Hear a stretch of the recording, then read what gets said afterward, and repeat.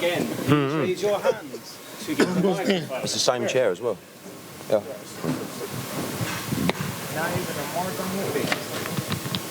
Rich here, Chris with Boxing with Chris. Capturing the championship in Puerto Rico, you showed the emotion of how much it meant to you. How much did this mean to you? Did it overshadow that win in Puerto Rico? Yeah, honestly, this was the, moment I was waiting for, to come home at New York and headline. But I wanted to do it as the world champion, and I felt like it was going to be bigger for the city. The New York had a lot of big boxing fights in the past years, but New York haven't had their own to cheer on in a world championship fight since, I think, Danny Jacobs probably was fighting years ago. So I always wanted to be the guy to bring back the championship to the city and just give, New York that feeling of cheering on their own. So it felt great. Richardson, back here. You had the win. It's ironic because I had asked you back in Puerto Rico about your debut in Brooklyn. You came back here with Eddie, and I asked you about, you being inactive and coming here and the activity picking up. You pick your win up in Puerto Rico, you get your championship, and now you're here, and it kind of just seems like everything just really comes full circle because not only do you win in front of your home crowd, but you get a stoppage. Just talk about the preparation and how you feel in this moment right now. The preparation was just a lot more mental than physical.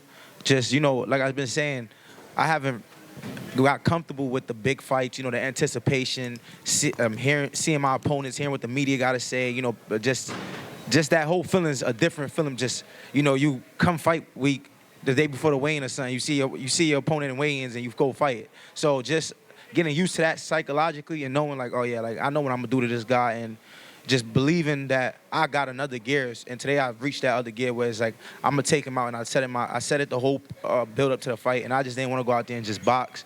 So yeah, that was just really what it was, just preparing mentally more than physically. Hitchins, Lopez with FightHype right here, right in front of you. Congratulations, first off, on the victory tonight. Your first title defense. You got George Kambosos out the way, and you did it in great fashion. When I interviewed you at Gleason's, you told me that you wanted to leave him a bloody mess. Now, you might have not left him a bloody mess, but you were able to get him out of there. How real is the Devin Haney fight now? He's saying move up to 147. So right now I got a lot of opportunities right now, as far as being able to go up to 147 and hopefully he'll, give me the opportunity because he's still the guy. And obviously at 140. So it's the opportunity is definitely real. I think that fight, the people want to see me and Devin Haney, me and Teofmio. I've been saying for a long time now that they're going to have to put my name in this conversation. You feel me? Because if you want to see superb boxing, you got to put me in that conversation with the Devin Haneys, the Ryan Garcia, the Teofimos. And I've been telling y'all for the longest, I'm just as good as these guys, even better. Eddie been telling y'all, my manager been telling y'all, my team, my coaches, everybody been telling y'all, but I guess it took that for y'all to want to listen to and hear us now. Richardson, Kevin Garcia, aka the Puerto Rican Kid, KG.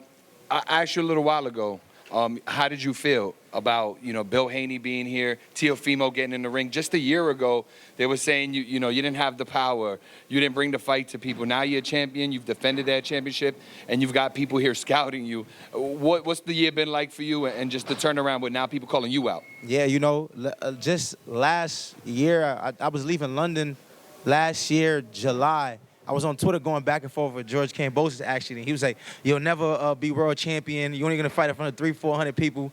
And, how ironic is it to defend my world championship against him in New York in a arena that I think we did a great, event. A lot of people came out. The city came out, and it was just dope. In the 1 year that it was a full circle. But I always knew I was going to get here, and I knew when my opportunity came, I couldn't let it slip away. And I just, tonight stood composed, took my time, and just had fun in it. Africa, right here. Congratulations on the win, man. Thank you. Wanted to know, which fight will be more satisfying for you to get? Would it be Haney or would it be Teofimo Lopez? Teofimo Lopez. I think Teofimo Lopez, I ain't gonna lie, either one of them is a big fight. I feel like just with me, my attitude, my charisma, my flamboyantness, what I bring to the table, people hate me, but they're gonna watch me. So I think that boxing need somebody like me and somebody like Teofimo. He's crazy. So with both of us, it'll go for a great build-up. we both could fight. We both young in our prime, and I think it'll be dope. And there's a storyline behind it. So I think that's a big fight. Me and Devin Haney's also a big fight. We got history together. So these are all big fights that's gonna happen in the near future. We all in our primes, and sooner or later we gotta show who's really the best. Congratulations again. It's Dick Burrows from the BK Reader. So, how did it feel just to have Brooklyn so heavy in your corner tonight?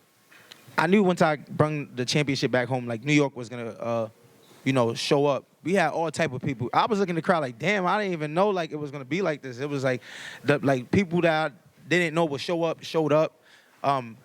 It was last minute too. Everybody was, saying today I'm getting my ticket. What's going on? It was so many different type of people in the crowd, and it was dope to see that.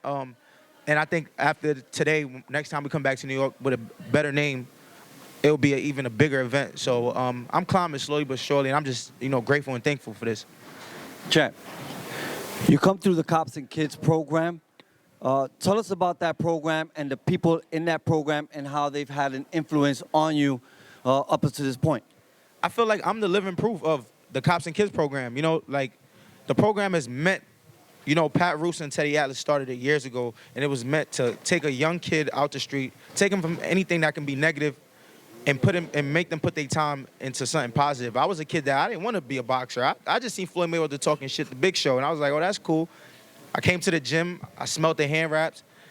I seen the kids coming in with trophies. I seen them going away to tournaments, and it changed my life. So I feel like me coming from that program, it can show the young kid that I come from the same place as you. I had the dirty boxing shoes, the used boxing shoes that the older guys would give me, the stink hand wraps that my hands smell like fungus, the gloves that was just messed up. I've been through all them emotions, from, Coach Sosa giving me my first pair of new boxing shoes and me just being happy. But more of the story, that program is meant to help a kid push their trajectory in life towards the positive, standpoint in life. And I feel like whether it's boxing, whether it's being anything you want to be in life, that program can change anybody's life. And I'm living proof of it. So none of this would be possible without Cops and Kids. Like Lou DiBella said the other day, I was the kid sneaking in behind, trying to get in the backstage and trying to see what's going on with the pros. I used to try to steal the pro gloves after the fight. So it's a full circle moment right now for me.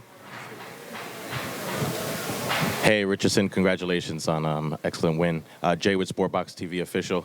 Just quick question. So we did see you in the ring with Teofmio Lopez. Can you tell us or detail any of the words that were exchanged between you and him?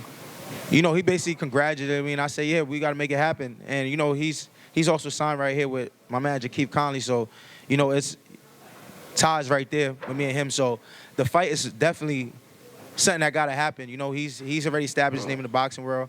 I'm establishing my name in the boxing world. I'm cementing my name. So it's a fight that got to happen. And I've been calling his name out right before I got out the ring. My last fight, and this ain't for propaganda, this ain't for promotion. I do believe I'm the best, and I'm ready to compete against anybody in the sport.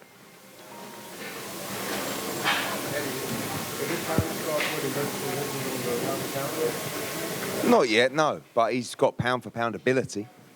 I think that's for sure. I think Kambosos was the perfect opponent tonight at the perfect venue.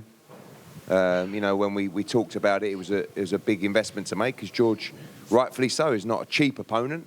But it was the perfect one for the crowd to come out. And I think the perfect style for Richie to show his quality. And I think the difference tonight was a more assured fighter, a more confident fighter that maybe in the past would have just beat him up for another 6 rounds.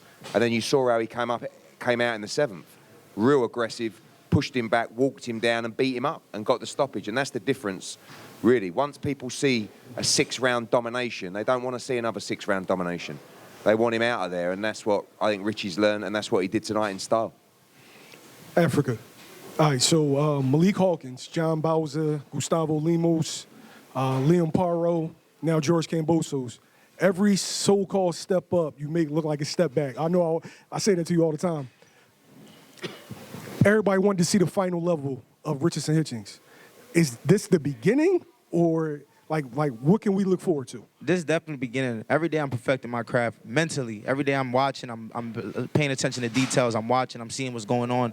And like I said, I'm sure of myself now. I do believe that I'm one of the best fighters in the sport of boxing, period. And if I'm not that yet, I'm going to show it. If I'm not that yet, it will come because I believe in myself and I'm working hard every day. I love boxing. This is something I really love to do. Like I said, I boxed Shakur in the hallway of Boots Fights a few weeks ago, literally. We was in the hallway with 12-ounce gloves boxing till like, we started maybe at like 2:05 and was done at like 3:01. And this is like something I love. So this is definitely not my final level. This is like, it's a lot more for me to do out here. And yeah, I just got to stay tuned. You know what I'm saying? I'm just getting the opportunities. We've been told we have to wrap up, guys, but we've got one more question. Go on. Keith, this is for you. Like Africa said, you do have Teo. How realistic is that fight? Yeah, just how realistic is it? It's very realistic. Right after the victory, Eddie and I were in the ring, and we actually said we got to get him a big fight next. We got to go out there and work together to get him a big fight. The two most realistic fights are obviously Devin Haney and Teofmio Lopez. I managed Teofmio as well. He wants the fight. Richie's wanted the fight for a year. So it's just going to come down to, I'd say probably in the next 2 to 4 weeks, Eddie and I are going to sit down together and figure out what we're going to do with Hitchins next. I know Teofmio wants it, so my guess is that would be the fight that likely happens. It's not a fight I want it to really happen because I manage both guys, but I'm not going to hold them back from each other. But again, it's a collective effort. It's myself, it's Hitchins, and it's Eddie, and obviously the rest of the team. But Eddie and I will sit down in the next couple of weeks and figure out what direction we want to take with Richie. Yeah, and like I said, I just want to thank, Keith Conley, Eddie Hearn for giving me the opportunity to get here. And they changed my life in 2 years. Just like that. All I need was an opportunity, and they did their job, and I'm doing my job, and I'm looking forward to a great future with, obviously, Eddie Hearn, Keith Conley, and hopefully we keep doing great things, and yeah. Thanks for all your support, guys. Thanks for coming tonight. Thank you.